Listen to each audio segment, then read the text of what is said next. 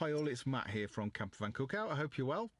So this episode I wanted to try something a little different. So instead of myself or Vanessa cooking the recipe, I thought I'd invite along a guest to cook their favourite campervan recipe for us. So this episode is Johnny, the creator of the awesome Slidepods which you will have seen us use in our other videos. When I first came up with the idea about Campervan Cookout, it was about the time I was buying my Slidepod, and I mentioned it to Johnny when I picked the pod up, and he said if I ever made it happen, he would cook a recipe on a guest spot for me. So I held him to that, and true to his word, Johnny invited us along for a fantastic weekend with him and his family. He got us access to a private beach, beautiful private beach, where not only could we cook, but we could drive the van on. So film-wise, it was an opportunity not to be missed. It's fantastic company, fantastic food, and beautiful scenery. What more could a campervan ask for? So Johnny's recipe just so happened to be from the Campervan Bible by Martin Dory. So I reached out to Martin and asked permission to use the recipe in the video, and Martin kindly said yes. So thank you, Martin, it's very much appreciated. Incidentally, if you would like a chance to win a copy of this book, then all you need to do is subscribe to the channel, and next episode will be details on how you can win a copy. And while the subscribers are low, you've got quite a good chance of winning, so don't forget to subscribe. So to the recipe, let's go along and see what Johnny has in store for us.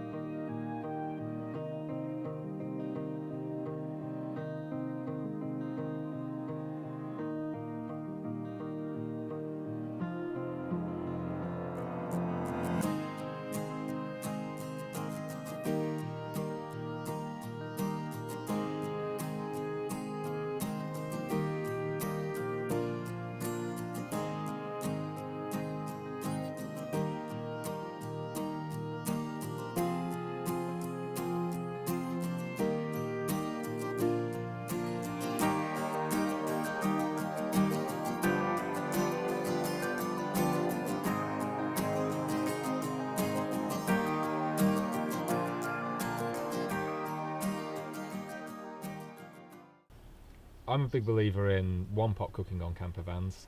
I like nice, simple food that tastes great. So I've chosen a recipe from the Campervan Bible by Martin Dory. It's a great recipe to cook on the first night you get to your campsite or wherever you're going. It's lovely fresh fish. You can use frozen as well.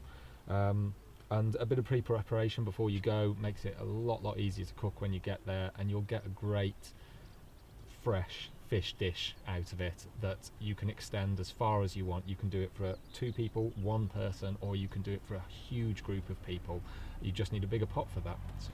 So the first step with the recipe is to get your water boiling and to make your fish stock, which is nice and simple. Just use fresh fish stock if you want, or just like I'm doing, crumble in a couple of fish stock cubes into your water. Once you've made your fish stock, you want to transfer it from the pan.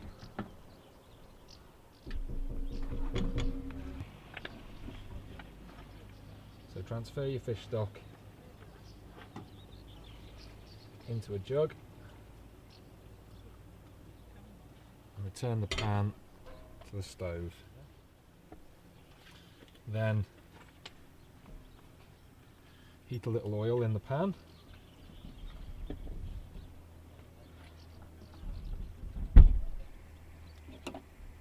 Okay. And add your bacon. Smoked streaky is best for this recipe.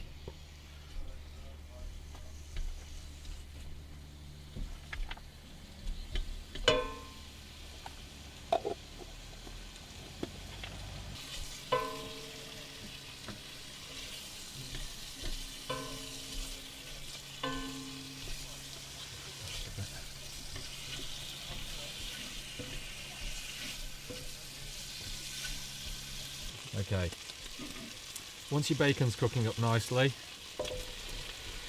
add your onions in.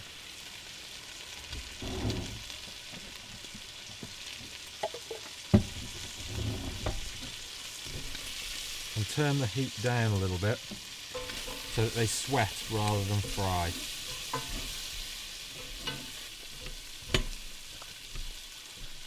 Part of it.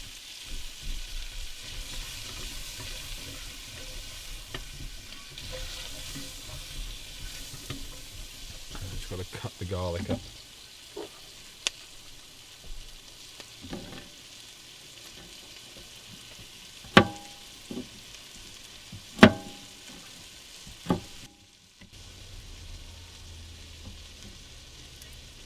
Forget not, I did used to be a cook. Once upon a time, many, many years ago.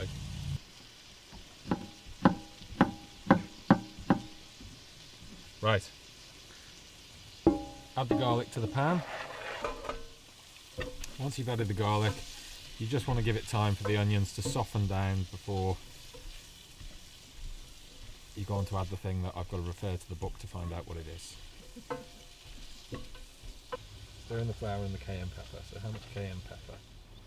And then the plain flour.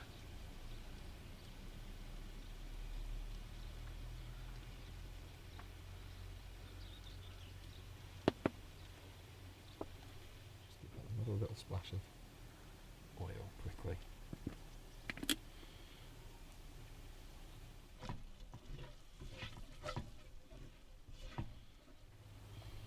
Then gradually add your fish stock.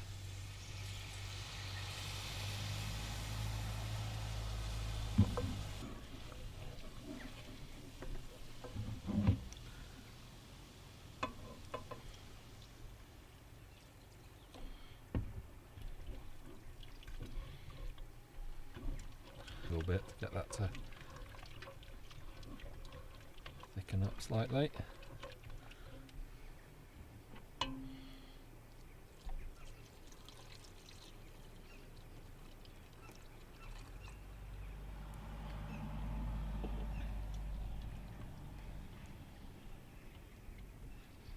And bring back to the boil.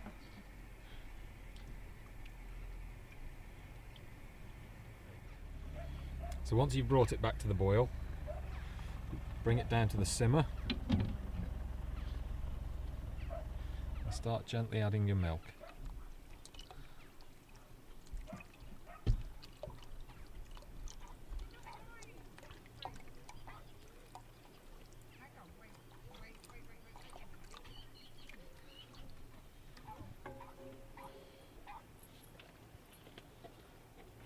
Followed immediately by your potatoes.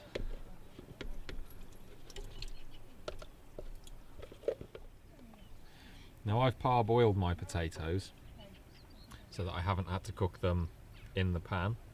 You can do it with raw potatoes or you can do it by parboiling them. Next add your sweet corn.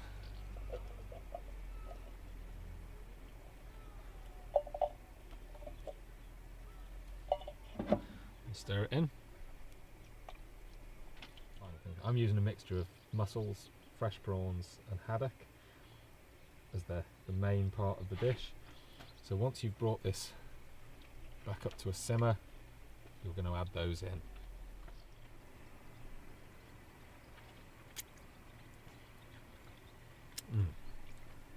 That is good. That's going to be really good. Yeah. It doesn't need any seasoning whatsoever. It's quite spicy. Make that spicy. I was so worried about it going horribly wrong as well. Right. I'll leave that in.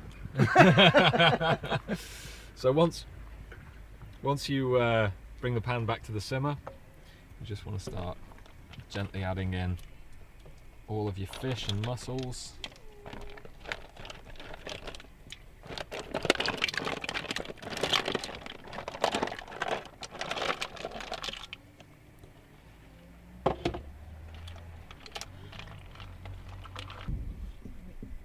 Then cover the pan and leave that to simmer until the fish is cooked, around 5 minutes.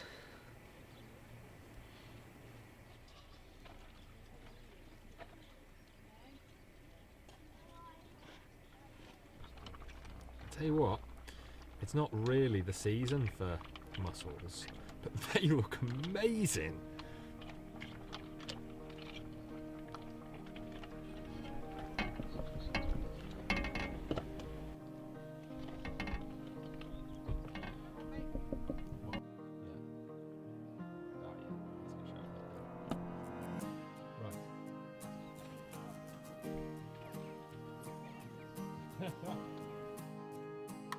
That's a really small one. Is that smaller?